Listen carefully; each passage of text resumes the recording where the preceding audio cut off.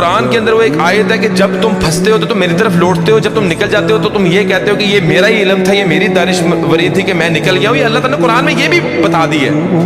تو وہ دعائیں بھی ایسی دل سے نکلتی تھیں کہ وہ آج بھی مجھے اپنے الفاظوں پہ بھی جو ہے حیران کی ہوتی ہے. میں تو اللہ کے ہاتھ پھیلاتا تھا. اللہ تعالیٰ تو یوسف علیہ السلام کو کنویں سے نکال کے بادشاہ بنانے پہ قادر ہے.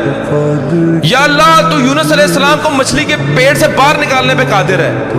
یا اللہ تو محمد صلی اللہ علیہ وسلم کو غار سے نکالنے پہ قادر ہے. یا اللہ تو موسیٰ علیہ السلام کو فرعون کے اوپر غالب کرنے پہ قادر ہے. یا اللہ تو ابراہیم علیہ السلام کو آگ سے نکالنے پر قادر ہے. یا اللہ میرا مسئلہ تیرے آگے کیا ہے؟